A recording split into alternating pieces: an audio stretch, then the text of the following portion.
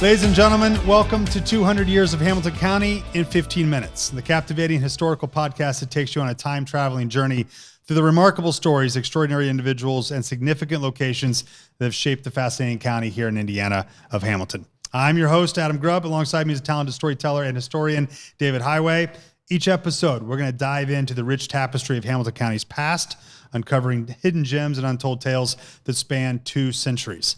From the founding pioneers who carved out their livelihoods in this land to the monumental events that have left an indelible mark on its history, we leave no stone unturned.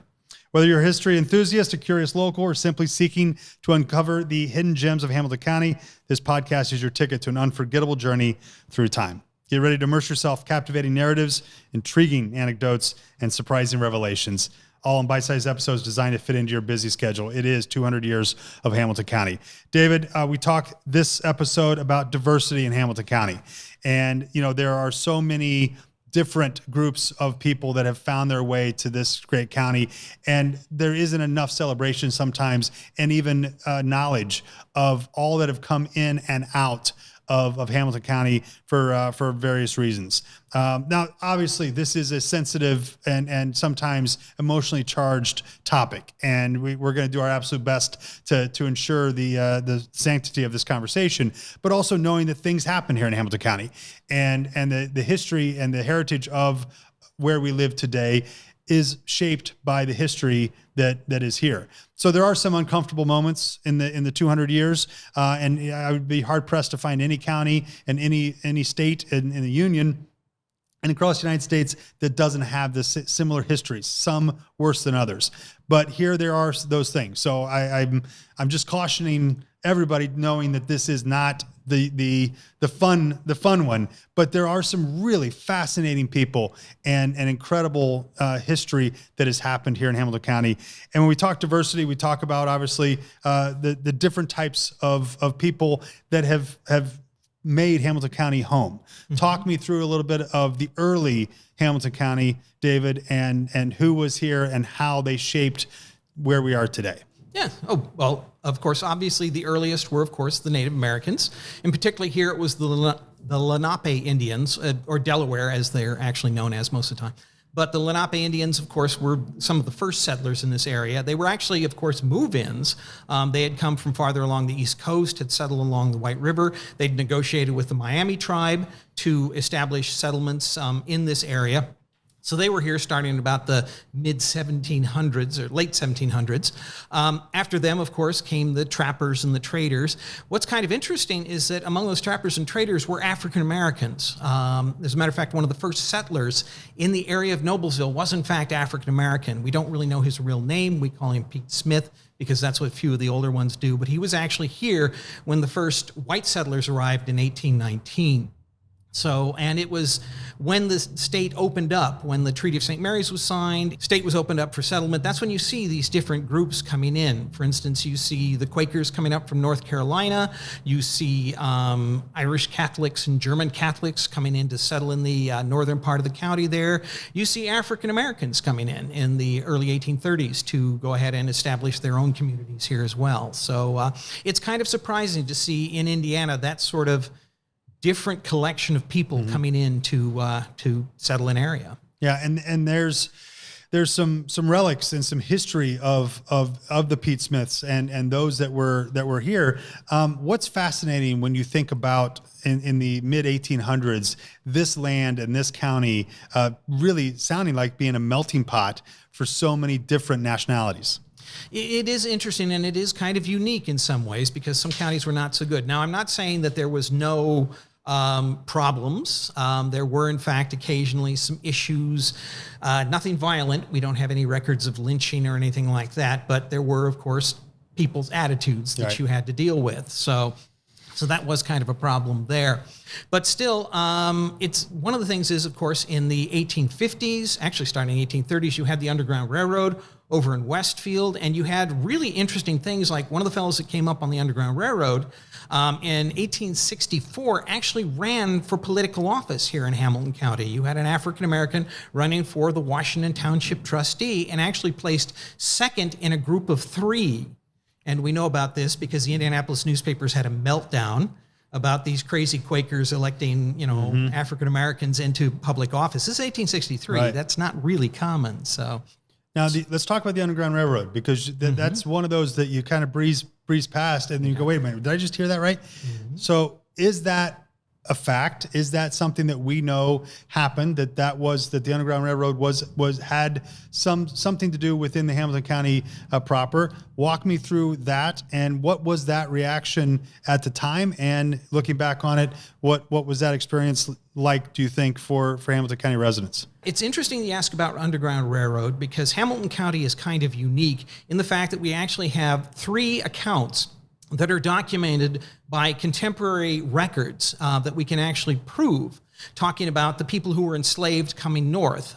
Usually what you hear are just stories, something that's been handed down through the family or something like that. But we can actually go to court records, newspaper accounts, personal reminiscences, different things like that, and are actually able to say that, yes, these people came through Westfield. Some of them actually settled here and actually stayed here. Others had to continue north all the way up to Canada. So it was a very, very kind of significant sort of a find there. A lot of counties can't actually say that. We talk about the 1887 gas boom. Yes. Now, you wouldn't think normally that a gas boom would be in the diversity episode of 200 years of Hamilton County history, but the gas boom of 1887, what was it, and what happened because of it? Alrighty.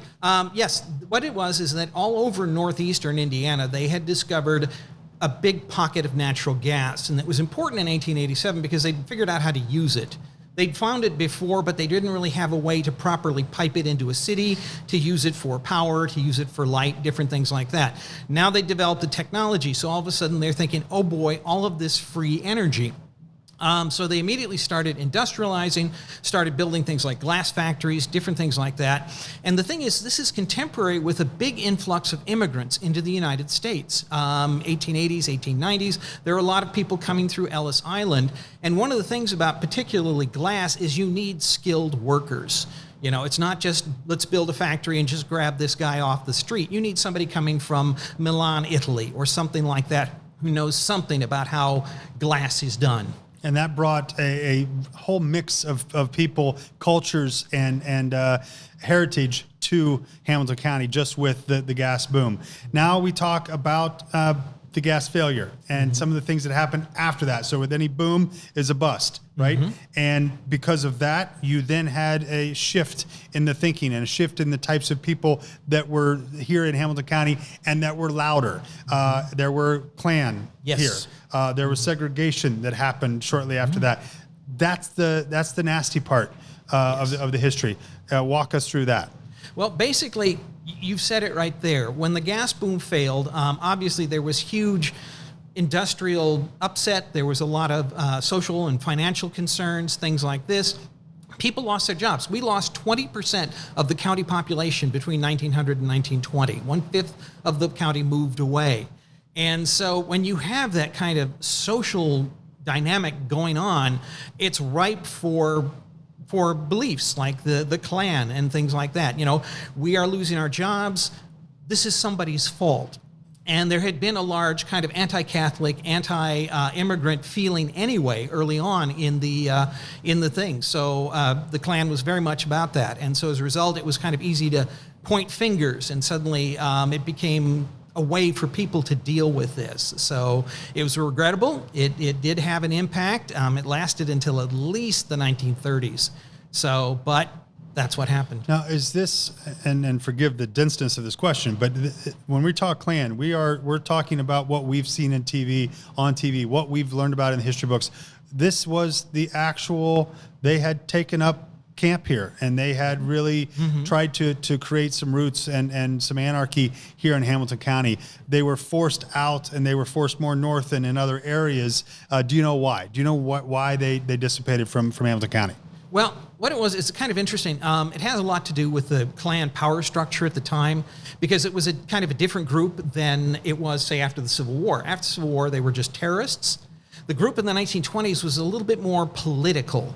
they were a little bit aware of kind of brand awareness and how to market yourself. And so they did a lot of that kind of stuff. That all fell through when their Grand Dragon, a man by the name of D.C. Stevenson, raped and murdered a woman.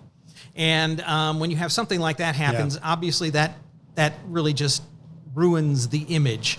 So that was really what kind of did that. We're kind of proud of that because when he was convicted for murder, he was convicted here in Hamilton County at the Hamilton County Courthouse in 1925. Moving on to the 1960s, and that was the only real big topic in the country at that point was the Civil Rights Movement.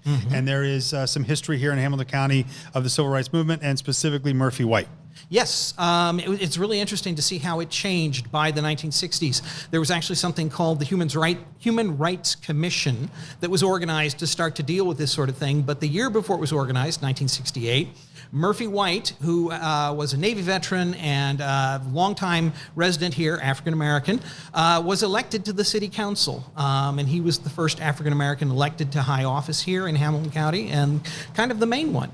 David, did you know, I know you do, did you know, people, that one of the oldest families, I would say, in Hamilton County is still here today? They settled here in 1835. And as of today, that family is still here in Hamilton County. It's the Roberts family and the Roberts settlement. Tell me about it, David. Yes, it's an incredible story. They came up from North Carolina just in the 1830s when it became a little too tough for African Americans to live in that part of the United States. Established a settlement here, actually grew to a fairly large size.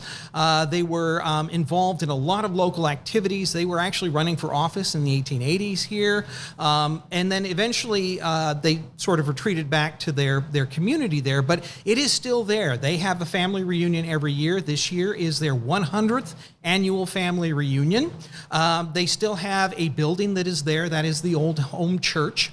That I think was originally built in the 1840s. So it is really an incredible, epic sort of story. That's amazing. That's really awesome. All right, it's time for fun facts here of 200 years of Hamilton County history. Fun facts: a prehistoric giant ground sloth skeleton was discovered in 1884 in the bank of the White River near to where the County Judicial Center is today.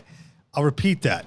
A giant ground sloth skeleton discovered in 1884. Do they know how long, how old, prehistoric, any other information other than it was found and then probably discarded at the time? Well, actually, it was taken by the state geologist for some reason. I don't know what he did with it. And it's Ice Age. So, wow. A women's voting right group was organized in Westfield in 1869. Anything about that?